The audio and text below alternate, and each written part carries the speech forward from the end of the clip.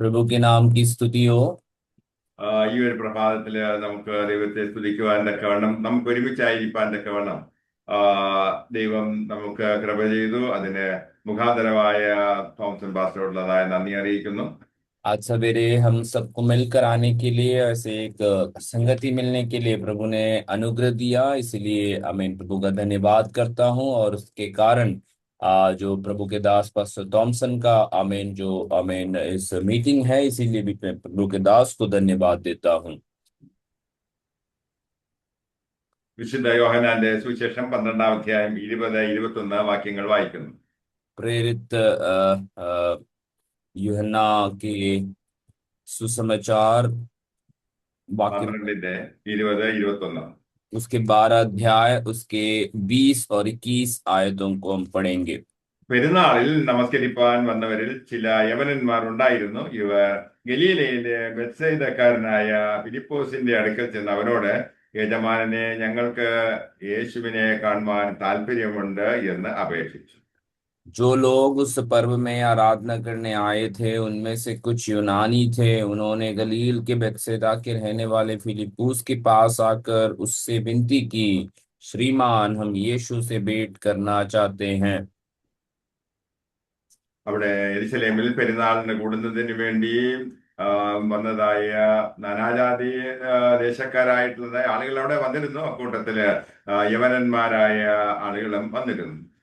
और वहाँ पर्व में शामिल होने के लिए हर एक प्रकार के देश के लोग वहां पर इकट्ठे होते थे। उसी के साथ साथ कुछ यूनानी लोग भी वहां पर इकट्ठे हुए थे। ഈ യവനന്മാരെ സംബന്ധിച്ചുള്ള ഒരു ആഗ്രഹം, ഈ യവനൻ യഹൂദന്മാരുടേതായ മെസ്സിയ, ജൂവിഷ് മെസ്സിയായെ കൂടി ഒന്ന് കാണണം. അത് തങ്ങളുടെ ഒരു വലിയ ആഗ്രഹമായിട്ട് അവർക്ക് തോന്നി. और इन जो यूनानी लोगों का एक इच्छा आग्रह ये रहा कि वे जो यहूदियों का मसीहा है या जो यीशु है उससे वो भेंट करना चाहते थे। അവർക്ക് ഫിലിപ്പോസിന്റെ അടുക്കലേക്ക് വന്ന് ഈ കാര്യം പറയണമെന്ന് തോന്നി. കാരണം ഫിലിപ്പോസിന് ഒരു യവന ബാക്ക്ഗ്രൗണ്ട് ഉള്ളതായിട്ടാണ് പറയപ്പെടുന്നത്. और वे आकर फिलिप्पुस से ये बात को बताने का इच्छा उन्होंने जाहिर किया। कारण ये बात इतिहास में बताया जाता है कि फिलिप्पुस भी कहीं ना कहीं एक यूनानी पृष्ठभूमि को रखा करते थे। അവർ പറയുന്നത് ഞങ്ങൾക്ക് യേശുവിനെ കാണാൻ താല്പര്യമുണ്ട് എന്നാണ്. और वे इस प्रकार से कहते हैं कि हमें यीशु मसीह को भेंट करने का इच्छा हम रखते हैं। ഈ യവനന്മാർ യേശുവിനെ അന്വേഷിക്കുന്നു എന്ന് പറഞ്ഞാൽ യഹൂദന്മാരല്ലാത്തതായ ലോകം അത് യേശുവിനെ അന്വേഷിക്കുന്നു എന്നാണ്.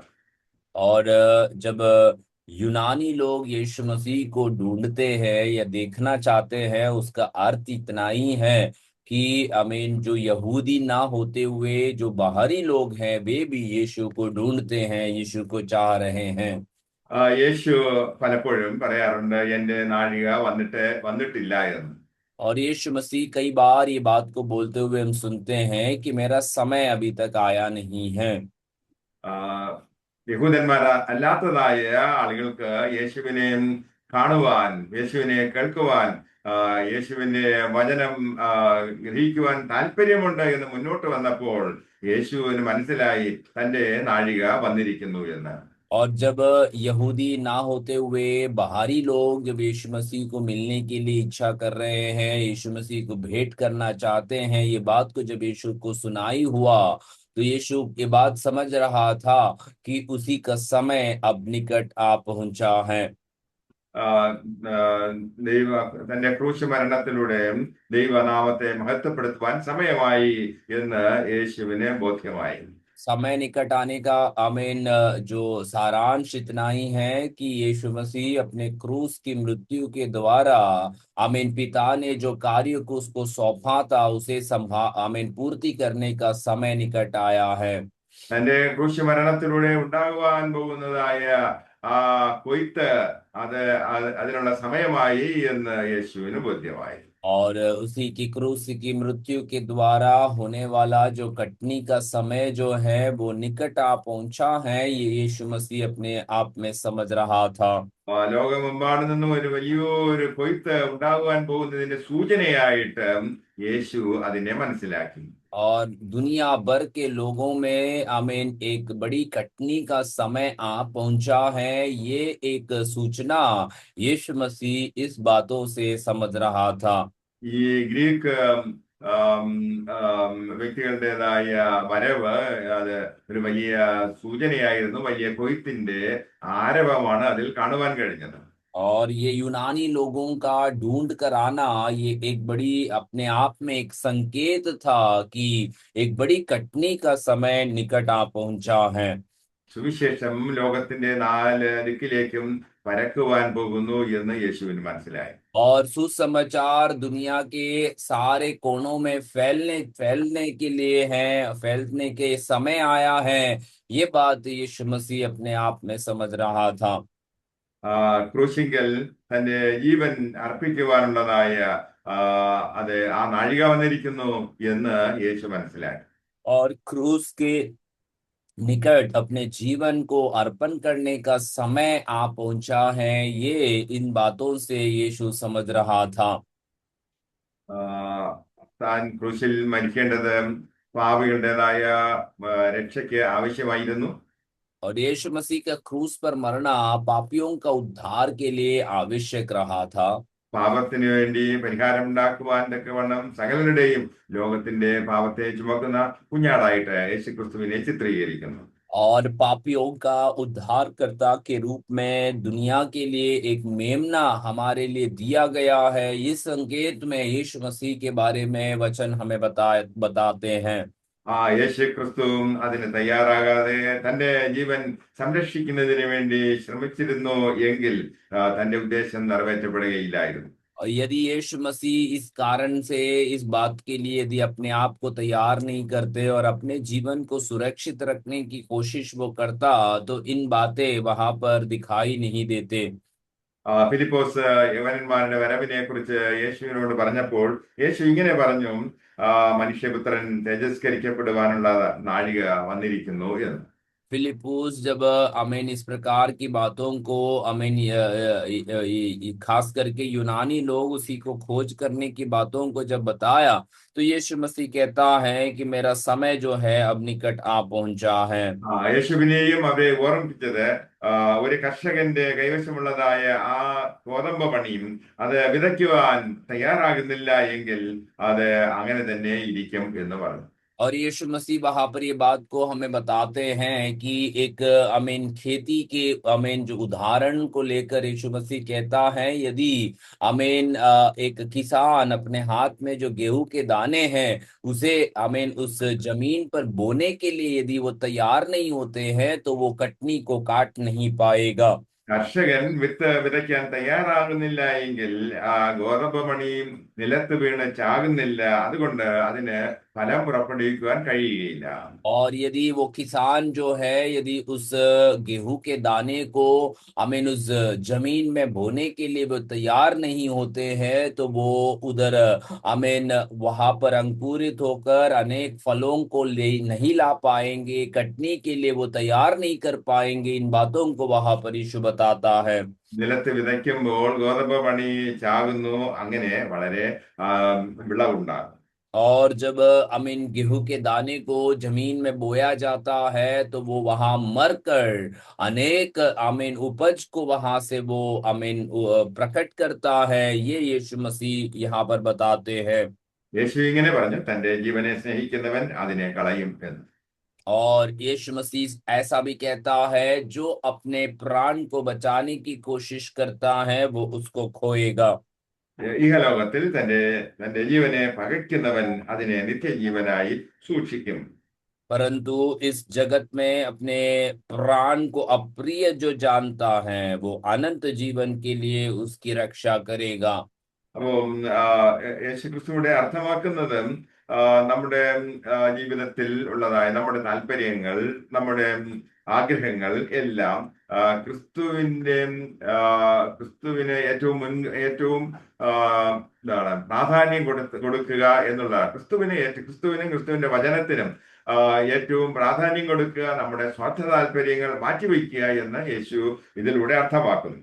और यीशु मसीह इन बातों से ये बात को हमें आमीन समझाना चाहता है या अर्थ रखता है कि इस दुनिया भर में जो हम कार्य करते हैं उसमें परमेश्वर और प्रभु के कार्यों को बड़ी प्राथमिकता को हमें देकर आगे बढ़ना है। നമ്മുടേതായ താല്പര്യങ്ങൾക്ക് അതീതമായിട്ട് ദൈവിക കാര്യങ്ങൾക്ക് നാം പ്രാധാന്യം കൊടുക്കണമെന്ന് യേശു പറഞ്ഞു. और यीशु मसीह इस प्रकार से कह रहा है कि हमारे जो आमीन इच्छाओं से बढ़कर यीशु मसीह के कार्यों को करने की इच्छा को हमें रखने के बारे में वो बता रहे हैं। അതാണ് യേശു പറഞ്ഞത്, ഇഹലോകത്തിൽ തന്റെ ജീവനെ പകയ്ക്കുന്നവൻ അതിനെ നിത്യജീവനായി സൂക്ഷിക്കും എന്ന്. इसलिए इस मसीह यहाँ पर बताते हैं कि जो अपने प्राण को अप्रिय जानता है वो अनंत जीवन के लिए उसकी रक्षा करता है। ഭൗതിക കാര്യങ്ങൾ നേടുന്നതിന് വേണ്ടിയും അതുപോലെ ലോകപരമായിട്ട് വലിയ സ്ഥാനമാനങ്ങൾ നേടുന്നതിന് വേണ്ടിയും പ്രശസ്തരായി തീരുവാൻ തക്കവണ്ണം പലരും ശ്രമിക്കുന്നുണ്ട്. और आमीन बहुत सारे लोग जो हैं इस दुनिया भर के भौतिक चीजों को प्राप्त करने के लिए दुनिया में स्थान और अपनी आमीन प्रतिष्ठा को पाने के लिए बहुत सारे कार्यों को लोग किया करते हैं। വിശ്വാസത്തിൽ വരാത്തതായ വ്യക്തികളെ സംബന്ധിച്ചിടത്തോളം അവരുടെ ജീവിത ലക്ഷ്യം എന്ന് പറയുന്നത്, ജീവിതത്തിലെ വിജയം എന്ന് പറയുന്നത് പത്ത് കാശുണ്ടാക്കുക എന്നുള്ളതാണ്. और जो विश्वास में नहीं आते हैं उन लोगों का जीवन का लक्ष्य इतना ही रहता है कि जीवन भर में कुछ धन संपत्ति को अपने आप के लिए वो कमा ले। അപ്പൊ ഇതിന്റെ യേശു പറഞ്ഞത് അർത്ഥമാക്കുന്നത് തനിക്ക് ക്രൂശിക്കപ്പെടുവാനുള്ളതായ അതിനുള്ള സമയമായിരിക്കും എന്നുള്ളതിന് സൂചനയാണ് ജാതികൾ തന്റെ അടുക്കൽ വന്നത് എന്ന്. यहाँ पर यीशु मसीह उसकी क्रूस की अमीन मृत्यु के बारे में एक संकेत को वहां पर बताते हुए ये बात को कहते हैं कि यूनानी या अन्य जाति लोग मेरे खोज करते हुए आ रहे हैं। യേശുക്രിസ്തുവിന്റെ അടുക്കൽ ഒരു ശമരിയ സ്ത്രീ വരുന്നതായ ആ ഒരു സംഭവത്തെ കുറിച്ച് നമ്മൾ തിരുവചനത്തിൽ വായിക്കുന്നുണ്ടല്ലോ. यीशु मसीह के पास एक सामरी स्त्री उसी की खोज में आते हुए एक बात को हम वचन में पढ़ते हैं। മധ്യാഹ്ന സമയമായിരുന്നു, തനിക്ക് വിശപ്പുണ്ടായിരുന്നു, और दिन के समय था और यीशु मसीह भूखा था। തന്റെ ശിഷ്യന്മാർ ഭക്ഷണം വാങ്ങുന്നതിന് വേണ്ടി പട്ടണത്തിൽ പോയിരുന്നു. और यीशु मसीह की चेले जो हैं वो खाना मोल लेकर आने के लिए वो शहर गए हुए थे। എന്നാൽ അവർ ഭക്ഷണം പോയിരുന്ന സമയത്ത് തനായിരുന്നതായ അത് നഗരത്തിലുള്ള പട്ടണത്തിലുള്ളതായ കിണറിനരികിലായിട്ട് ഒരു ശമരിയ സ്ത്രീ വന്നു. और वहां पर जहां यीशु मसीह आमीन जिस स्थान में खड़ा था वहां पर एक सामरी स्त्री आमीन पहुंचती हैं। ആ അവസരം യേശു ദൈവവചനം അവളുമായി പങ്കിടുവാൻ തക്കവണ്ണം അവളുടെ ഹൃദയത്തിന് ആശ്വാസം ഉണ്ടാകുന്നതായ വചനങ്ങളൊക്കെ അവളോട് പറഞ്ഞു. और उस क्षण में जब वो स्त्री यीशु के पास पहुंचती हैं तो यीशु मसीह उस स्त्री से प्रभु का वचन को बांटता है जो उसी के जीवन में आश्वासन और शांति प्रदान कर सकता था। പ്രവചനാത്മാവിൽ തന്റെ ജീവിതത്തിലെ സകല കാര്യങ്ങളും യേശു വെളിപ്പെടുത്തി. और भविष्यवाणी की आत्मा में उस स्त्री के जीवन में होने वाली सारे कार्यों को यीशु मसीह ने वहां पर प्रकट करा दिया। കിട്ടിയതായ സമയം, ആ അവസരം യേശു പ്രയോജനപ്പെടുത്തിയത് കൊണ്ട് അത് ആ പട്ടണം മുഴുവൻ, അവൾ മാത്രമല്ല അവളിലൂടെ ആ ശമരിയ പട്ടണം മുഴുവനും രക്ഷയുടെ അനുഭവത്തിലായി തീർന്നു എന്ന് നാം തിരുവചനത്തിൽ പറയുന്നു. जो मिला हुआ समय जो है यीशु मसीह ने आमीन उस आमीन स्थान में रह के उस स्त्री को जो बातों को प्रभु का वचन के द्वारा बताया हुआ आमीन वो अनुभव के कारण आमीन हम देखते हैं वो केवल वो स्त्री ही नहीं परंतु सारी वो सामरी आमीन जो नगर जो है वो यीशु मसीह को जानने का वो अनुभव में वे आ पहुंचे। ശിഷ്യന്മാർ ഭക്ഷണം കഴിച്ചതിന് ശേഷം യേശുവിന്റെ അടുക്കലേക്ക് വന്നു. യേശുവിനോട് ചോദിച്ചു, ഭക്ഷണമൊക്കെ കഴിക്കണ്ടേ എന്ന്. यीशु मसीह जो हैं, यीशु मसीह के चेले जो हैं, यीशु मसीह के पास आकर पूछता है, क्या तुम्हें आपको खाना खाने की जरूरत नहीं है? യേശുവരോട് പറഞ്ഞു, എന്റെ ഭക്ഷണം ഞാൻ കഴിച്ചു എന്ന്. यीशु मसीह वहां पर उत्तर देता है कि मैंने तो अपना भोजन कर लिया है। ശിഷ്യന്മാർ അത്ഭുതപ്പെട്ടു, ഈ പ്രദേശത്ത് എവിടെ നിന്നാണ് യേശുവിന് भക്ഷണം കിട്ടുവാനുള്ളത്. और जो चेले जो हैं वो आश्चर्यचकित हो गए, क्योंकि वे लोग ये बात को सोचने लगे कि इस प्रदेश में यीशु मसीह को कहाँ से भोजन मिला है। യേശു അവരോട് വിസ്തരിച്ചു, വിവരിച്ച് പറഞ്ഞത്, പിതാവായ ദൈവത്തിന്റെ ഇഷ്ടം ചെയ്യുന്നത് തന്നെ അതാകുന്നു എന്റെ ആഹാരമെന്ന്. और यीशु मसीह उनको ये बात को समझाते हुए कहते हैं कि पिता का इच्छा को पूरा करना यही मेरे आत्मिक भोजन है। താൻ ആത്മീയ ഭക്ഷണം കഴിച്ചത് കൊണ്ട്, അഥവാ പിതാവിന്റെ ഇഷ്ടം ചെയ്തത് കൊണ്ട്, പിതാവിന്റെ ആഗ്രഹം നിവർത്തിച്ചത് കൊണ്ട്, തന്റെ ഭൗതികമായിട്ടുള്ള ജഡീകമായിട്ടുള്ളതായ ആ വിശപ്പ് അതിനെ സൈലന്റ് ആക്കുവാൻ യേശുവിന് കഴിയും. और आत्मिक भोजन को खाने के पश्चात यीशु मसीह का जो शारीरिक भोजन खाने का जो इच्छा है वो कम हो जाता है। इन बातों को यीशु मसीह वहां पर अपने चेलों को बताते हैं। നാം പിതാവിന്റെ ഇഷ്ടം ചെയ്യുമ്പോൾ, ദൈവവേലയിൽ ആയിരിക്കുമ്പോൾ, ഭൗതികമായിട്ടുള്ളതായ നമ്മുടെ ആവശ്യങ്ങളെ കുറിച്ചും വിഷമങ്ങളെ കുറിച്ചൊക്കെ നാം അങ്ങ് മറന്നുപോകും. और इसका आमीन सारांश इतना ही है कि जब हम पिता की इच्छा को करता है, प्रभु ने दी हुई सेवकाई को हम जब पूरा करता है, तो भौतिक चीजों का जो इच्छा है, भौतिक चीजों की जो आवश्यकता और मांग जो है वो हमारे जीवन में अपने आप कम होते जाते हैं। നാം ആത്മനിറവിലായിരിക്കുമ്പോൾ ജഡത്തിന്റെ പ്രവൃത്തികളെ മരവിപ്പിക്കുവാൻ നമുക്ക് കഴിയും. और जब हम आत्मा के भरपूरी में हम अपने जीवन में ले चलते हैं, तो हमारे शरीर के कार्यों को मार डालने के लिए या उसी को कम करा देने के लिए परमेश्वर हमें मदद करता है। വിശുദ്ധ പൗലോസ് തിമോഥെയോസ് എഴുതുന്ന 2-ാം ലേഖനത്തില് ഇത് തന്റെ ക്രിസ്തുവിന് വേണ്ടി മരിക്കുന്നത് ലാഭം എന്ന് അദ്ദേഹം വിശദീകരിച്ചു. प्रेरित पौलुस जो है तीमुथियुस की दूसरी पत्री में उसे ये बात को बताता है कि मसीह के लिए जीना और मरना मेरे लिए लाभ है। കാരാഗ്രഹത്തില് അത് തന്റെ വധശിക്ഷ കാത്തുകൊണ്ട് കിടക്കുന്നതായ ഒരു മനുഷ്യനാണ് ഈ പൗലോസ്. और आमीन कारागृह में अपने मृत्यु दंड की शिक्षा को इंतजार करते हुए बैठने वाला एक व्यक्ति था ये पौलुस। അദ്ദേഹം തിമോഥെയോസിനോട് പറയുകയാണ്, ക്രിസ്തുവിന് വേണ്ടിയും മരിക്കുന്നത് ഏറ്റവും ലാഭകരമെന്ന്. और ये पौलुस जो है तीमुथियुस से ये बात को बताता है कि इस मसीह के लिए मरना मेरे लिए लाभ है। കാരണം അദ്ദേഹം പറയുന്നത്, നാം ഒരു നാൾ ക്രിസ്തുവിനോടുകൂടി ജീവിക്കും, ക്രിസ്തുവിനോടുകൂടി വാഴും. और उसका कारण ये आमीन पौलुस बता रहा है कि एक समय आएगा कि हम मसीह के साथ जी उठेंगे और उसी के साथ हम शासन करेंगे। 2 തിമോത്തി 2:11-12 വാക്യങ്ങൾ. और दूसरा तिमोथी 2 का 11 और 12 पद को हमने भी बताया है। നാം അവനോടുകൂടെ മരിച്ചു എങ്കിൽ കൂടെ ജീവിക്കും, സഹിക്കുന്നു എങ്കിൽ കൂടെ വാഴും, നാം തള്ളിപ്പറയും എങ്കിൽ അവൻ നമ്മെയും തള്ളിപ്പറയും.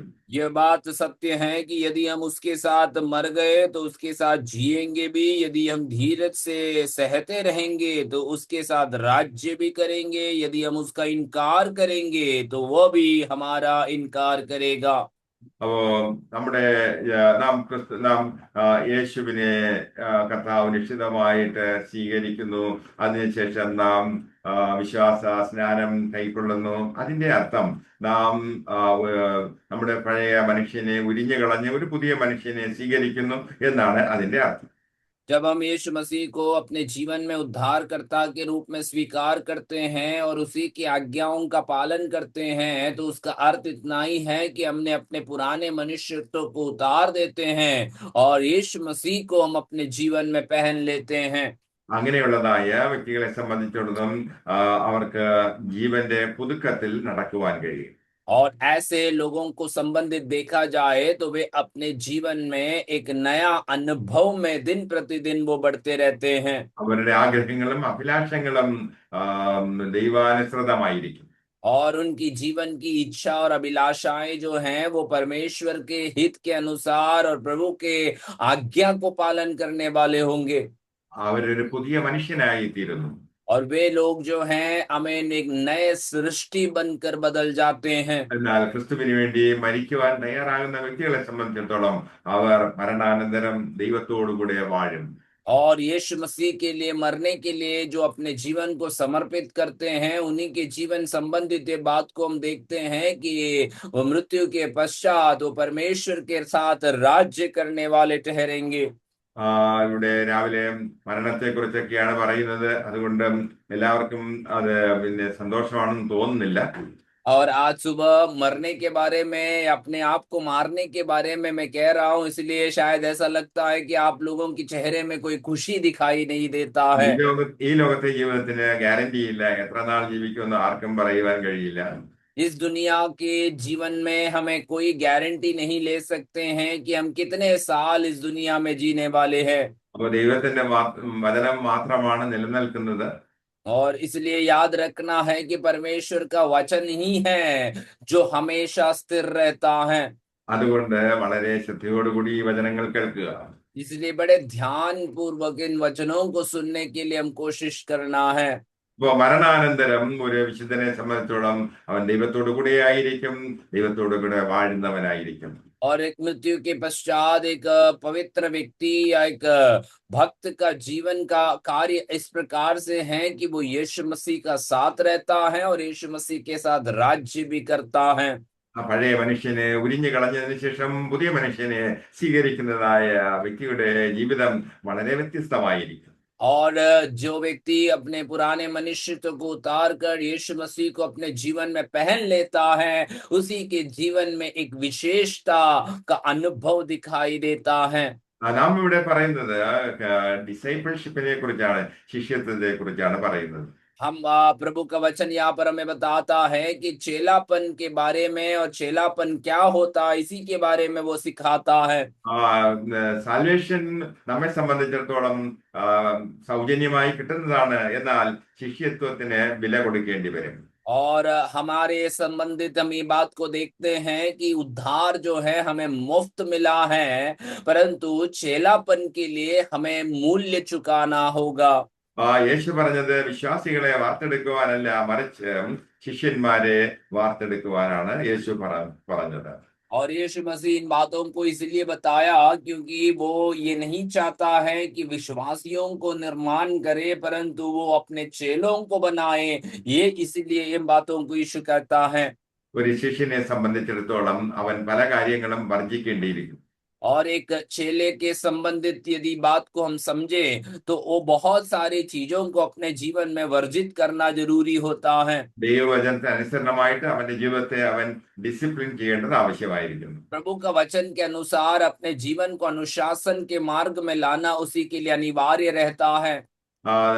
ലോകപ്രകാരമുള്ളതായ ലക്ഷ്യങ്ങളല്ല അവനുള്ളത്. और दुनिया के लोगों के अनुसार लक्ष्यों को वो लेकर नहीं चलते हैं। അത് ദൈവത്തിന്റെ ഇഷ്ടം ചെയ്യുവാൻ തക്കവണ്ണം, വചനം അനുസരിക്കുവാൻ തക്കവണ്ണം പ്രതിജ്ഞാബദ്ധമായ ഒരു ജീവിതമാണ് ഒരു ശിഷ്യന്റേതായ ജീവിതം. और प्रभु का वचन को सुनने के लिए और प्रभु का इच्छा को करने के लिए प्रतिज्ञाबद्ध एक अनुभव एक चेला का जीवन में रहता है। അത് ക്രിസ്തുവിന് വേണ്ടി, സുവിശേഷത്തിന് വേണ്ടി ജീവൻ പോലും ത്യജിക്കുവാൻ തയ്യാറാകുന്നവനത്രേ യേശുവിന്റെ ശിഷ്യൻ. यीशु मसीह के लिए, सुसमाचार के लिए अपने जीवन को भी त्याग करने के लिए तैयार रहने वाला एक अनुभव एक चेले का जीवन का रहता है। നാം ചുറ്റുപാടുകളിലേക്ക് നോക്കുകയാണെങ്കിൽ അവിടെ നാനാതരത്തിലുള്ള ആളുകളെ കാണുവാൻ കഴിയും. ചിലർ പ്രത്യേകമായ ലക്ഷ്യബോധമില്ലാതെ എങ്ങനെയെങ്കിലും ജീവിച്ചു പോകുന്നതായ സാധാരണ മനുഷ്യർ. മറിച്ച് മറ്റൊരു കൂട്ടരുണ്ട്, അവർ പിന്നെ ക്രിസ്തുവിൽ പ്രത്യാശ വെച്ചുകൊണ്ട് വളരെ ഉത്തമമായിട്ടുള്ളതായ പിന്നെ ദാനിയേലിനെ പോലുള്ളതായ ഒരു എക്സലന്റ് സ്പിരിറ്റ് ഉള്ളതായ ലക്ഷ്യമുള്ളതായ വരുവാനുള്ള ലോകത്തിൽ വലിയ പ്രത്യാശയോടുകൂടി ആയിരിക്കുന്നതായ കുറെ പേരെ നമുക്ക് കാണുവാൻ കഴിയും.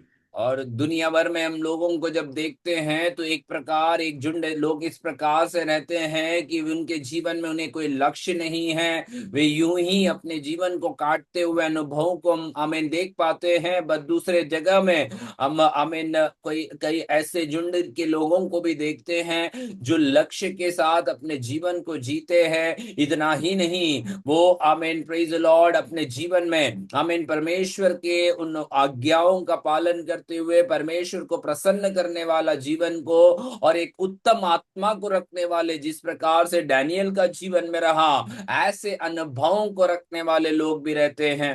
പ്രത്യാശയില്ലാതെ ഈ ഭൂമിയിൽ നിന്നും കടന്നു പോകുന്നതായ ഹതഭാഗ്യന്മാരെ നമുക്ക് അറിയാം. और कई लोगों को हम देखते हैं जो जीवन में कोई आशा ना रखते हुए इस दुनिया से चले जाते हैं। അതുകൊണ്ട് യേശു പറഞ്ഞത് ഒരു വിശ്വാസിയുടേതായ ജീവിതം താൻ മാതൃക കാണിച്ചു തന്നതുപോലെ അത് നിലത്ത് വീണ് ചാകുവാൻ തയ്യാറാകണം. और इसीलिए यीशु मसीह ये बात को बताता है कि एक विश्वासी के जीवन संबंधित ये बात रहना जरूरी है कि वे आमीन कोई ऐसे अनुभव में ना रहे जैसे उनके जीवन में कोई आशा नहीं है, परंतु वे आमीन प्रभु में आश्रित रहते हुए आशा करते हुए अपने जीवन को आगे ले चलना है। ക്രിസ്തുവിലുള്ളതായ പ്രത്യാശയില്ലാത്തതായ മനുഷ്യർ വെറുതെ ഇവിടെ ജീവിക്കുന്നു എന്ന് മാത്രമേ ഉള്ളൂ, എക്സിസ്റ്റ് ചെയ്യുന്നു എന്ന് മാത്രമേ ഉള്ളൂ. അതിനപ്പുറമായിട്ട് അവർക്ക് വേറെ ഒരു ആഗ്രഹവുമില്ല. और जो यीशु मसीह पर आशा नहीं रखते हैं, जो अन्य अमीन बाहरी लोग जो हैं, वो केवल जी रहे हैं या उनका अस्तित्व है, इतना ही हम कह सकते हैं। इससे बढ़कर उनके जीवन में और कोई खासियत या विशेषता नहीं रहता है। നമ്മുടെ ജീവിതം ക്രിസ്തുവിന് വേണ്ടി സമർപ്പിച്ചിട്ടുണ്ട് എങ്കിൽ നിശ്ചയമായിട്ടും പരിശുദ്ധാത്മാവിനാൽ നല്ല ഫലങ്ങൾ പുറപ്പെടുവിക്കുവാൻ നമുക്ക് കഴിയും. यदि हम अपने जीवन को मसीह के लिए समर्पित किया हुआ है तो निश्चित रीति से हम आमीन परमेश्वर के लिए बड़े बड़े कार्यों को, फलों को हम अपने जीवन से प्रकट करा सकते हैं। ക്രിസ്തുവിന്റെ ജീവിതവുമായിട്ട് ക്രിസ്തുവുമായിട്ട് നമ്മെ തന്നെ ഐഡന്റിഫൈ ചെയ്യുന്നതായ, നമ്മെ തന്നെ താതാത്മ്യപ്പെടുത്തുന്നതായ ഒരവസ്ഥയിലേക്ക് നാം ഓരോരുത്തരും ആയിത്തീരുമ്പോൾ ക്രിസ്തുവിന്റെ ഭാവം നമുക്കും ഉണ്ടാകും. मसीह के जीवन के साथ और मसीह के साथ हम अपने आप का पहचान कराते हुए एक अनुभव में जब हम अपने आप को ले आएंगे, तब हम निश्चित कह सकते हैं कि मसीह का स्वभाव और मसीह का चरित्र हमारे जीवन से प्रकट होता है। അപ്പൊ ഈ ലോകത്തിൽ നമ്മൾ ആയിരിക്കുമ്പോൾ തന്നെ നമുക്ക് ക്രിസ്തുവിന്റെ എന്താണ് ജീവൻ ഉള്ളവരായിട്ട് നമുക്ക് ജീവിക്കുവാൻ കഴിയും. और इसलिए हम जब इस दुनिया में ही रहते हैं तो मसीह का जीवन को हम अपने अंदर में जीकर हम दूसरों को दिखा सकते हैं। നമ്മുടെ സ്വാർത്ഥ താല്പര്യങ്ങൾക്ക് അതീതമായിട്ട് നാം ദൈവത്തെ സ്നേഹിക്കുന്നത് കൊണ്ട്, മറ്റുള്ളവരെ സ്നേഹിക്കുന്നത് കൊണ്ട്, ക്രിസ്തുവിന്റെ സ്നേഹനിമിത്തം എന്ത് ത്യാഗത്തിനും അത് സ്നേഹത്തിൻ്റെതായ പ്രവൃത്തികൾ നമ്മുടെ ജീവിതത്തിലുടനീളം നമുക്ക് കാണുവാൻ കഴിയും. और अमीन हम अपने स्वार्थ के लिए नहीं परंतु मसीह के लिए जीने के कारण उसी के लिए सब कुछ त्याग करने के लिए, बलिदान करने का एक अनुभव में भी हम अपने आप को देख पाएंगे। ആ ശമരിയ പട്ടണത്തിലെ ഒരു സ്ത്രീയെ രക്ഷയുടെ അനുഭവത്തിലേക്ക് നടത്തിയപ്പോൾ യേശു ക്രിസ്തുവിന് ഭയങ്കര സന്തോഷമായിരുന്നു.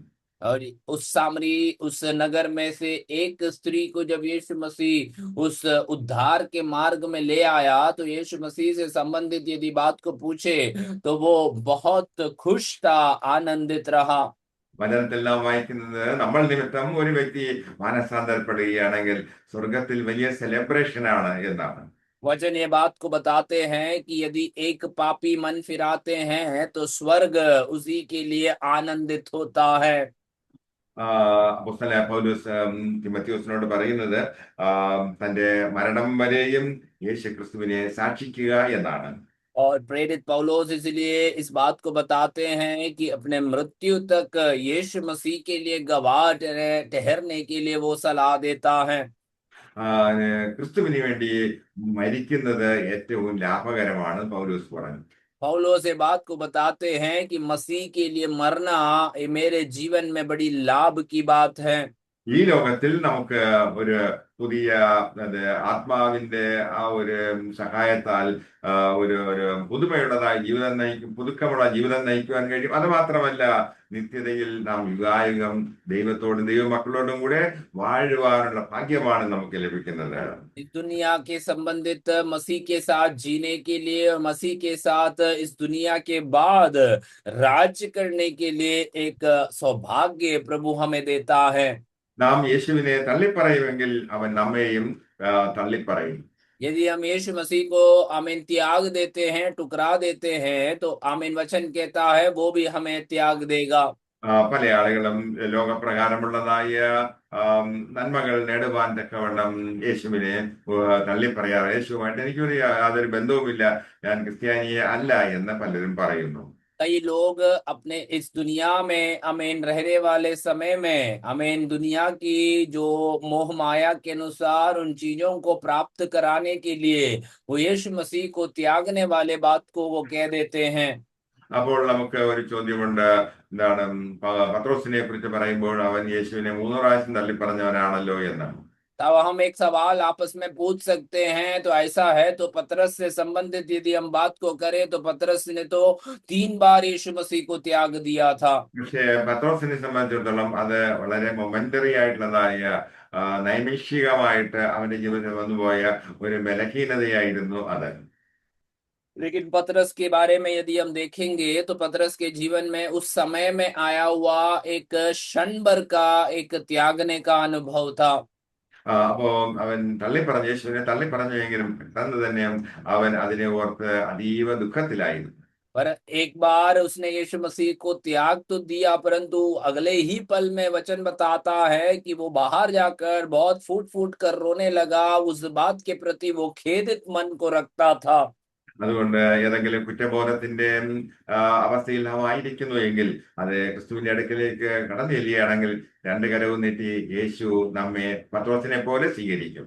इसलिए बात को याद रखना है कि हमने कुछ गलती करते हुए यदि हम उसी को बारे में पछताते हैं, तो हम यदि यीशु मसीह के करीब जाते हैं तो दोनों हाथ फैलाकर हमें स्वीकार करने के लिए, हमें अपनाने के लिए वो यीशु मसीह तैयार है, जिस प्रकार से उसने पतरस के साथ किया था। അതുകൊണ്ട് നാം നമ്മുടെ പാപങ്ങൾ ഏറ്റുപറഞ്ഞുകൊണ്ട് കർത്താവിന്റെ അടുക്കൽ ക്ഷമയ്ക്ക് വേണ്ടി കടന്നു വരികയാണെങ്കിൽ നിശ്ചയമായിട്ടും നമുക്ക് പാപക്ഷമ ലഭിക്കുവാൻ കഴിയും. तो यदि हम अपने पापों को अंगीकार करते हुए परमेश्वर से हमें क्षमा प्राप्त करने के लिए उसके पास आते हैं, तो निश्चय है कि परमेश्वर हमारे पापों को क्षमा करेगा और हमें फिर से वो पुनर्स्थापित करेगा। കാരണം നമ്മുടെ ദൈവം അത് 70 വട്ടം ക്ഷമിക്കുവാൻ നമ്മെ പഠിപ്പിച്ചതായ കർത്താവാണ്. कारण यह है क्योंकि परमेश्वर हमें 7 आमीन 70 गुना क्षमा करने के बारे में शिक्षा देने वाला परमेश्वर है वो। നാം അവിശ്വസ്തരായി തീർന്നാലും അവൻ വിശ്വസ്തരായി പാർക്കുന്നു എന്ന് 13-ാം വാക്യത്തിൽ നാം വായിക്കുന്നു. उसके 13वें आयत में इस प्रकार से हम पढ़ते हैं, यदि हम अविश्वास योग्य रहे तो भी वो परमेश्वर हमारे लिए विश्वास योग्य ठहरता है। നമ്മൾ പലപ്പോഴും അതാണ് സംശയിക്കുന്നവരാണ്, അതുപോലെ ദൈവത്തെ തള്ളി പറയുന്നവരാണ്, അവിശ്വാസികളാണ്. ഇങ്ങനെയൊക്കെ പലപ്പോഴും നമ്മുടെ ജീവിതത്തിൽ വരാറുണ്ട്. हम तो कई बार जो है हमें यीशु मसीह को जो है हम त्याग देते हैं, हम अविश्वास करते हैं और ऐसी बातों को हम कई बार करते आते हैं। അപ്പം എങ്കിൽ തന്നെയും നാം കർത്താവിന്റെ അടുക്കലേക്ക് മടങ്ങി തയ്യാറാവുകയാണെങ്കിൽ യേശു നമ്മെ സ്വീകരിക്കും. लेकिन जो भी बात क्यों ना हो, हम अपने आप को परमेश्वर के हाथों में समर्पण करते हुए लौट कर आने के लिए तैयार होते हैं, तो प्रभु हमें स्वीकार करता है। നാം സംശയാലുക്കളും അവിശ്വാസികളും ആയിരുന്നാലും കർത്താവിന്റെ സ്വഭാവത്തിന് മാറ്റമില്ല. കർത്താവ് വിശ്വസ്തനായി തന്നെ ഇരിക്കും. भले हम आमीन शक करने वाले, शंका करने वाले व्यक्ति हो या विश्वास योग्य ठहरने वाला हो, परंतु वो परमेश्वर हमारे प्रति विश्वास योग्य रहेगा और हमारे लिए जो वायदा है वो पूरा करेगा। ദൈവത്തിന്റെ ഒരു പ്രത്യേകതയാണ്, ഒരു സ്വഭാവമാണ് വിശ്വസ്തത എന്നുള്ളത്. और परमेश्वर का एक चरित्र का एक भाग है कि वो अपने साथ विश्वास योग्य रहता है। യേശു ക്രിസ്തു യിലൂടെ നമുക്ക് നിരവധിയായിട്ടുള്ള വാഗ്ദത്തങ്ങൾ ലഭിച്ചിട്ടുണ്ട്. यीशु मसीह के द्वारा हम बहुत सारे वायदाओं को हम अपने जीवन में प्राप्त कर चुके हैं। ഈ വാഗ്ദത്തങ്ങൾ നമുക്ക് നൽകിയതായ കർത്താവ് വിശ്വസ്തനാണ്. और ये वायदा देने वाला परमेश्वर उसे पूरा करने के लिए वो विश्वास योग्य हैं। അതുകൊണ്ട് ഈ കർത്താവ് നമുക്ക് നൽകിയിട്ടുള്ള വാഗ്ദത്തങ്ങളും സ്ഥിരമായിട്ടുള്ളതാണ്, അത് നിലനിൽക്കുന്നതാണ്, അത് ഉറപ്പായ കാര്യമാണ്. और ये बात बड़े आमीन दृढ़ है और निश्चित है कि जो परमेश्वर ने हमारे प्रति वायदा दिया है वो पूरा होने वाला बातें हैं। കാൽവരിക്രൂശിൽ യേശു ചൊരിഞ്ഞതായ രക്തത്താൽ ഈ വാഗ്ദത്തങ്ങളെല്ലാം തന്നെ സീൽ ചെയ്യപ്പെട്ടിരിക്കുന്നു, മുദ്ര ചെയ്യപ്പെട്ടിരിക്കുന്നു. और इतना ही नहीं, परमेश्वर ने हमारे लिए जो वायदाओं को दिया है वो यीशु मसीह के लहू के द्वारा उसे मोहर भी लगाया गया है। ആകയാൽ നാം കേട്ടിട്ടുള്ളതായ ദൈവിക വാഗ്ദത്തങ്ങൾ അതങ്ങനെ തന്നെ സംഭവിക്കാൻ പോകുന്നു. इसलिए याद रखना है कि हमने जो परमेश्वर की वायदाओं को हम अपने जीवन में सुना हुआ है वो वैसा ही हमारे जीवन में पूरा भी होगा। അത് മാത്രമല്ല, യേശുക്രിസ്തുവിനെ സാക്ഷീകരിക്കുന്നതിനുള്ളതായ ശക്തിയും കർത്താവ് നമുക്ക് നൽകുന്നു. इतना ही नहीं, आमीन, प्रभु यीशु को आमीन आमीन अपने जीवन में उसी का गवाही देने वाला वो सामर्थ्य भी वो हमें प्रदान करता है। അതുകൊണ്ട് ദൈവം നമുക്ക് നൽകിയിട്ടുള്ളതായ എല്ലാ വാഗ്ദത്തങ്ങളും പൂർണ്ണമായിട്ട് നമുക്ക് ഏറ്റെടുക്കാം, വിശ്വസിക്കാം. അതങ്ങനെ സംഭവിക്കാൻ പോകുന്നു. और इसलिए याद रखना कि परमेश्वर ने जो हमारे लिए जो वायदाएं दिया है वो ऐसा ही हम स्वीकार करें और हम विश्वास करें कि वो प्रभु उसे पूरा करेगा। വിശുദ്ധ വേദപുസ്തകത്തിൽ ഡേമാസ് എന്ന് പറയുന്നതായ ഒരു വ്യക്തിയെ കുറിച്ച് നാം വായിക്കുന്നുണ്ട്. 2 തിമോത്തിയോസ് 4:10. और दूसरा तिमुथियुस 4:10 में हम आमीन देमास नाम का एक व्यक्ति के बारे में हम वहां पर पढ़ पाते हैं। ദേമാസ് ഈ ലോകത്തെ സ്നേഹിച്ചിട്ട് എന്നെ വിട്ട് തെസ്സലോനിക്കയിലേക്ക് പോയി. और वचन इस प्रकार से कहता है कि देमास जो है ये संसार को प्रेम रखते हुए मुझे छोड़कर वो चला गया है।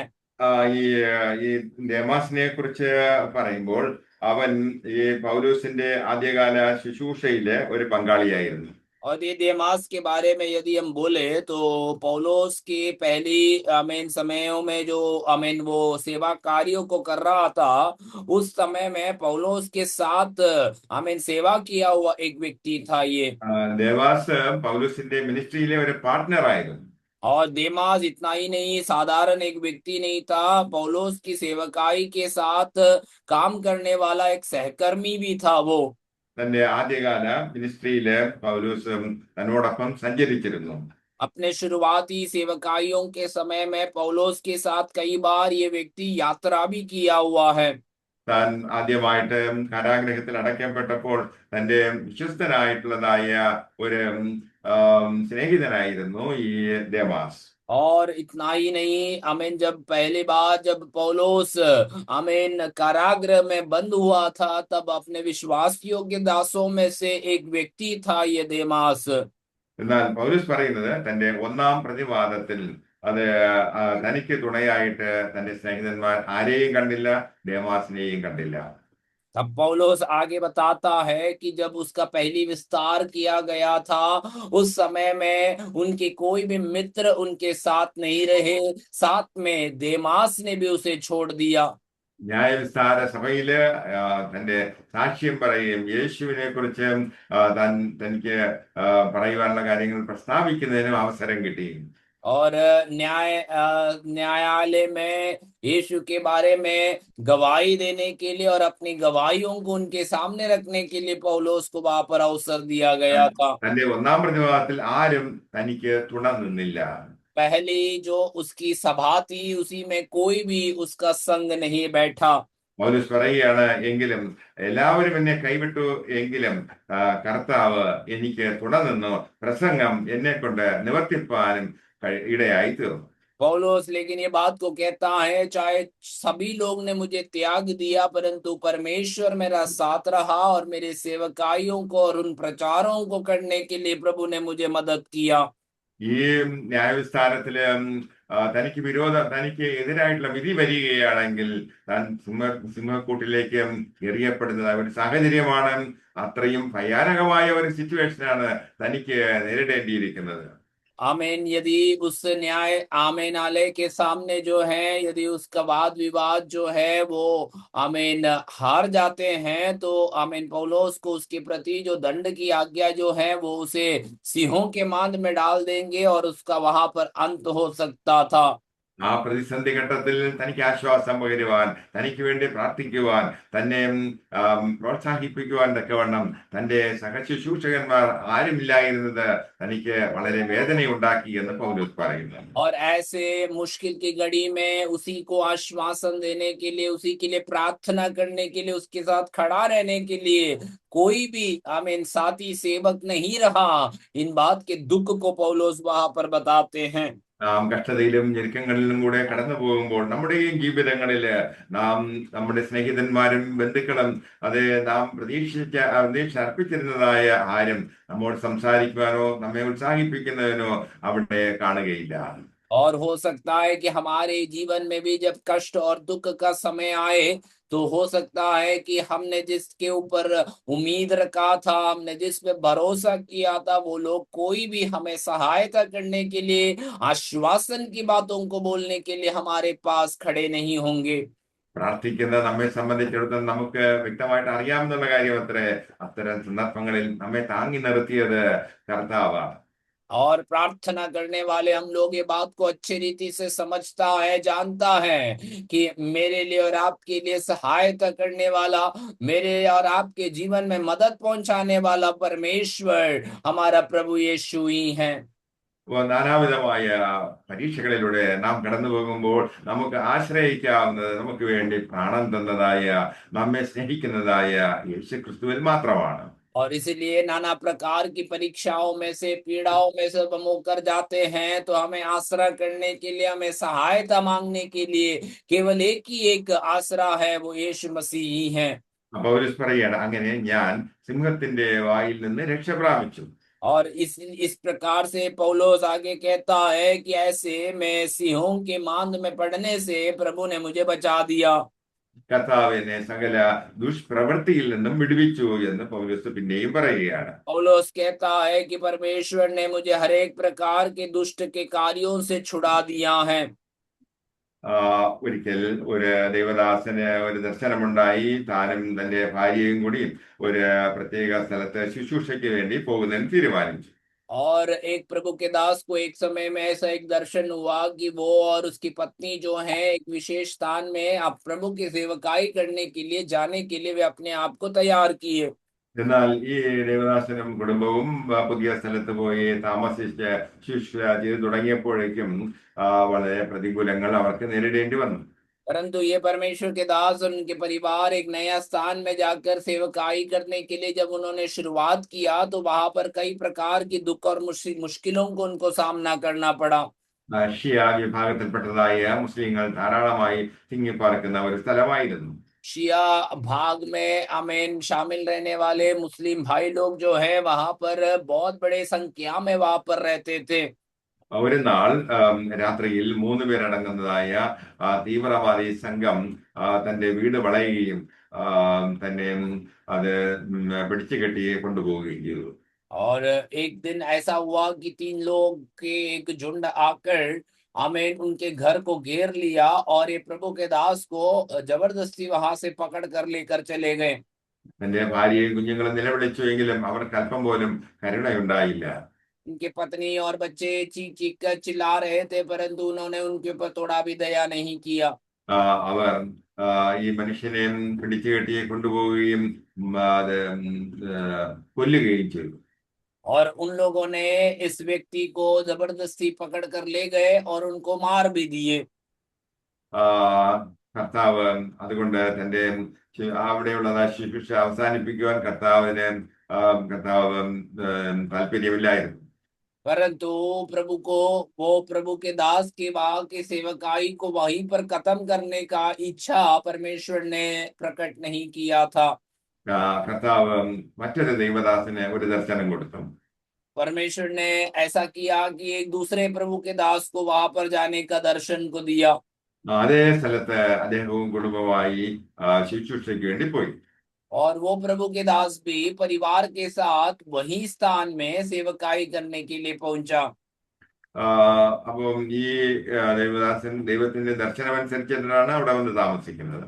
और ये प्रभु के दास ने भी जो है परमेश्वर से दर्शन पाते हुए वहां पर जाकर रहकर सेवकाई कर रहा था। ആ, പഴയ ടീം, ആ മൂന്ന് പേരടങ്ങുന്ന ജീവനാഥ സംഘം, അവർ പിന്നെയും വന്ന ഈ പുതിയ പാസ്റ്ററിനെയും അത് തടവിലാക്കി അവരെ വണ്ടിയിൽ അദ്ദേഹത്തെ ആം, കെട്ടിക്കൊണ്ടുപോയി. और जो पुराने जो लोग जो पहले प्रभु के दास को पकड़ कर लेकर जाने के लिए आए थे, उन्होंने फिर से आए और ये दूसरी आई हुई प्रभु के दास को भी जबरदस्ती जो है अपने गाड़ी में डालकर पकड़ कर ले चले गए। തന്റെ തല മൂടിയിരുന്നത് കൊണ്ട് തനിക്ക് എവിടെയാണ് പോകുന്നതെന്നും ഒരു ഒരു അറിവുമില്ലായിരുന്നു.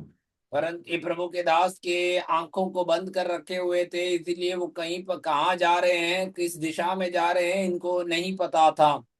വളരെ ദൂരം യാത്ര ചെയ്തതിനു ശേഷം അവരുടേതായ ആം, ആ, അവർ താമസിക്കുന്നതായ സ്ഥലത്ത് ഇദ്ദേഹത്തെ കൊണ്ടെത്തിച്ചു. और बड़े लंबी दूरी को तय करते हुए ये जो आतंकवादी लोग जो जहाँ रहते थे वहां पर इनको पहुंचा दिया। ഈ വ്യക്തികൾ അദ്ദേഹത്തിന് തലയിൽ നിന്നും അത് തുണി മാറ്റിക്കഴിഞ്ഞപ്പോൾ താൻ എവിടെയാണ് വന്നിരിക്കുന്നതെന്ന് തനിക്ക് മനസ്സിലായി. और इन लोगों ने जो है ये प्रभु के दास के सर पे से जो कपड़े जो जब हटा दिए तब वो ये बात को जान पाया कि वो कहाँ पर पहुंचा है। താന് ആ ആ ബിൽഡിങ്ങിൽ കണ്ടത് ആ, 900 ഷിയ മുസ്ലിംസിന്റെ ഒരു സംഘത്തെ അത്രേ കണ്ടത്. और उन्होंने अमीन उस इमारत में लगभग 2000 लोगों से भरा हुआ या 1000 लोगों से भरा हुआ अमीन जो एक मुस्लिम लोगों का एक संख्या को वहां पर उन्होंने देखा। അവരുടേതായ ഈ സംഘത്തിന്റെ നേതാവ് അദ്ദേഹത്തോട് ചോദിച്ചു, ഞങ്ങൾ നിന്നെ ഇവിടെ കൊണ്ടുവന്നിരിക്കുന്നതിന് ഒരു പ്രത്യേക ഉദ്ദേശമുണ്ട്, അത് പറഞ്ഞു തരാമെന്ന് പറഞ്ഞു. और इस उनके उनके झुंड के जो अगुआ है उन्होंने इस प्रभु के दास से इस प्रकार से बोला कि हमने आपको यहाँ पर ले आने का पीछे एक बड़ा उद्देश्य है, वो हम आपको बताएंगे। നിനക്കറിയാമോ, നിനക്ക് മുമ്പ് അവിടെ താമസിച്ചിരുന്ന പാസ്റ്ററിനെ ഞങ്ങൾ കൊന്നുകളഞ്ഞു. आप जानते हैं क्या, आपके पहले भी यहाँ पर एक प्रभु के दास आए हुए थे, उनको हमने मार दिया। നിന്നെ കൊല്ലുന്നതിന് വേണ്ടി അല്ല ഞങ്ങൾ ഇവിടെ കൊണ്ടുവന്നിരിക്കുന്നത്. तुम्हें मारने के लिए हम यहाँ पर लेकर नहीं आया ഇത് है। കേട്ടപ്പോൾ ആ ദേവദാസന് വളരെ ആശ്വാസമായി. और ये सुनते ही वो परमेश्वर के दास के अंदर एक बड़ा आश्वासन प्रदान അവർ हुआ। പറഞ്ഞത്, അവർ ആ മനുഷ്യനെ കൊലപ്പെടുത്തിയതിനു ശേഷം പിന്നത്തേതിൽ ഈ 900 പേർക്കും ഒരേ ദർശനം, ഒരേ സ്വപ്നം കർത്താവ് കൊടുത്തു. और उस प्रभु के दास को मारने के पश्चात ऐसा हुआ कि ये जो 900 लोग वहां पर इकट्ठे हुए थे, उनको एक समान एक ही दर्शन आमीन परमेश्वर ने उनको दिया। അത് ആ രക്തത്തിന്റെ കറ അവരുടെ എല്ലാവരുടെയും കൈകളിൽ അത് നിറഞ്ഞിരിക്കുന്നതായിട്ട് അവർ കണ്ടു. और उस प्रभु के दास को मारने का लहू का जो दाग है उन सभी के हाथों में पड़े हुए, ऐसा एक दर्शन परमेश्वर ने उनको दिखाया। എന്നിട്ട് കർത്താവ് അവരോട് പറഞ്ഞു, നിങ്ങളുടെ ഈ രക്തം കഴുകിക്കളയുവാൻ തക്കവണ്ണം എങ്ങനെ ഇത് കഴുകിക്കളയാൻ കഴിയുമെന്ന് നിങ്ങളോട് പറയുവാൻ മറ്റൊരു ദൈവദാസനെ ഞാൻ നിങ്ങളുടെ അടുക്കലേക്ക് അയക്കും എന്ന്. और आमीन परमेश्वर ने उनको ये बात का भी दर्शन दिया कि ये तुम्हारे हाथ में ये जो लहू का दाग लगा हुआ है उसको मैं कैसे मिटा सकता हूँ, ये मैं एक और प्रभु के दास को भेज कर तुम्हें मैं बता सकता हूँ। അവർ അദ്ദേഹത്തോട് ചോദിച്ചു, ദൈവം അങ്ങനെ പറഞ്ഞു, ആ മനുഷ്യൻ നിങ്ങൾ തന്നെയാണോ എന്ന് ചോദിച്ചു. और उन्होंने आमीन प्रभु के दास से ऐसे पूछा कि परमेश्वर ने ऐसा बोला है कि मैं दूसरे एक व्यक्ति को भेजूंगा, क्या आप ही वो व्यक्ति हैं? ദൈവം സ്വപ്നത്തിൽ ഞങ്ങളെ കാണിച്ചതായ ആ വ്യക്തി എങ്ങനെ ഈ പാപത്തിൽ നിന്നും അഥവാ ഈ രക്തക്കറ ഞങ്ങളുടെ കൈകളിൽ നിന്നും അത് മായ്ച്ചു കളയുവാൻ കഴിയും എന്ന് ഞങ്ങൾക്ക് ഇൻസ്ട്രക്ഷൻസ് തരും എന്ന് അവർക്ക് സ്വപ്നത്തിൽ ദൈവം അരുളി ചെയ്തു. और स्वप्न में आया हुआ जो परमेश्वर किस प्रकार से हमें अपने हाथों का वो आमीन आमीन दाग जो है या हमारे पाप को वो कैसे छुड़ा सकता है, इसी के बारे में आमीन बहुत सारे निर्देशों को देंगे, ऐसे हमें उन्होंने बताया है। ഈ തീവ്രവാദികൾ ആവശ്യപ്പെട്ടതനുസരിച്ച് താൻ സുവിശേഷം അവരോട് അറിയിച്ചു. और ये जो अमीन आतंकवादी के संगठन के लोग जैसे मांग किया, वैसे परमेश्वर के दास ने उन्हें परमेश्वर के सुसमाचार को बताना शुरुआत किया। ഈ 900 ഷിയ മുസ്ലിം തീവ്രവാദികളും യേശുവിനെ രക്ഷിതാവും കർത്താവുമായി സ്വീകരിച്ചു. और जो 900 लगभग जो अमीन वहां पर शिया संगठन के जो आतंकवादी लोग वहां पर उपस्थित थे, उन्होंने यीशु मसीह को वहां पर अपने जीवन में उद्धारकर्ता के रूप में स्वीकार करने का एक अनुभव हुआ। ക്രിസ്തുവിനെ സാക്ഷിക്കുവാൻ പോവുക എന്ന് പറഞ്ഞാൽ ക്രിസ്തുവിന് വേണ്ടി മരിക്കുവാൻ തയ്യാറാകുക എന്നാണ് അർത്ഥം. यीशु मसीह का गवाही देने के लिए जाना, उसका अर्थ इतना ही है, यीशु मसीह के लिए मरने के लिए हम अपने आप को तैयार करना है। നാം സുവിശേഷം അറിയിക്കുമ്പോൾ ദേശാധിപ ശക്തികളുടേതായ പോരാട്ടം നമുക്ക് അനുഭവിക്കേണ്ടി വരും. हो सकता है कि हम जब सुसमाचार को सुनाने के लिए जाएंगे तो वहां के हमें स्थानीय लोगों का या वहां के जो हमें अंधकार की शक्ति का जो विरोध को हमें सामना करना पड़ेगा। ലോകത്തിന്റെ വിവിധ ഭാഗങ്ങളിൽ ഇത്തരത്തിലുള്ള സംഭവങ്ങൾ ഇന്നും ആവർത്തിച്ചുകൊണ്ടേയിരിക്കുന്നു. दुनिया भर के अलग अलग स्थानों में ऐसी घटनाएं आज भी होते चल रहा है। ആ, ദൈവ ആ, ദൈവമാണ് തന്റെ ദാസന്മാരിലൂടെ പ്രവർത്തിക്കുന്നത്. और ये बात को भी याद रखना है कि परमेश्वर अपने दासों के द्वारा अपने कामों को प्रकट करता है। സുവിശേഷത്തിനെതിരായി വാതിൽ കൊട്ടിയടച്ചിട്ടുള്ളതായ പല രാജ്യങ്ങളിലും ശക്തമായിട്ടുള്ളതായ ഉണർവ് വ്യാപരിച്ചു കൊണ്ടിരിക്കുന്നു. सुसमाचार के विरोध में हमें द्वार को बंद करे हुए बहुत सारे राज्यों में आज प्रभु का सुसमाचार बड़े तेजी से फैलता है। ഉദാഹരണമായിട്ട് ഇറാനിലും അതുപോലെ ചൈനയിലുമൊക്കെയും ശക്തമായിട്ടുള്ളതായ ദൈവപ്രവൃത്തി നടന്നുകൊണ്ടിരുന്ന വലിയ ഉണർവ് ഇന്ന് ഈ നാളുകളിൽ അവിടങ്ങളിലൊക്കെയും അനുഭവിച്ചു കൊണ്ടിരിക്കുകയാണ് ചെയ്യുന്നത്. और विशेषकर ईरान या चाइना ऐसे हमें इलाकाओं में हमें बहुत सारे विरोध को लोगों ने सामना किया था, लेकिन आज की तारीख में वहां पर एक बड़ा एक जागृति का अनुभव भी प्रभु ले आ रहा है। അതുകൊണ്ട് പൗലോസിന്റെ മാതൃക സ്വീകരിച്ചുകൊണ്ട് നമുക്കും പ്രാണത്യാഗത്തോളം ക്രിസ്തുവിനെ സ്നേഹിപ്പാനും സേവിപ്പാനും ഒരു തീരുമാനമെടുക്കാം. और इसलिए हम आमीन पौलुस के उस अनुभव को हम अपने जीवन में अनुभव करते हुए यीशु मसीह के लिए आमीन अपने आप को आमीन समर्पित करेंगे कि हम हमें मृत्यु भी क्यों ना होना पड़े तो भी हम प्रभु के लिए कार्य करेंगे। കർത്താവ് വിശ്വസ്തനാണ്. നാം ഓരോരുത്തരും വിശ്വസ്തരായി കാണുവാൻ അത്രേ ദൈവം നമ്മെ കുറിച്ച് ആഗ്രഹിക്കുന്നത്. परमेश्वर विश्वास योग्य है और हम भी एक एक प्रभु के लिए विश्वास योग्य ठहरने के लिए प्रभु हमसे इच्छा करता है। ക്രിസ്തുവിനെ ത്യജിക്കുന്ന വ്യക്തികളെ സംബന്ധിച്ചിടത്തോളം അവർക്ക് ദൈവത്തിന്റെ ശിക്ഷാവിധി ഉണ്ടാകും എന്ന് അർത്ഥശങ്കയ്ക്കിടയില്ലാതെ തിരുവചനത്തിൽ നാം വായിക്കുന്നു. और जो लोग यीशु मसीह को त्याग देते हैं उन्हीं के जीवन में परमेश्वर अपना दंड को भेजेगा, इसी का आमीन सबूत को हम प्रभु का वचन में से देख पाते हैं। ഈ വചനങ്ങൾ ദൈവം നമ്മെ ഏവരെയും അനുഗ്രഹിക്കട്ടെ. ആമേൻ. इन वचनों के द्वारा प्रभु हम सभी को अनुग्रह और आशीष देने पाए। आमीन।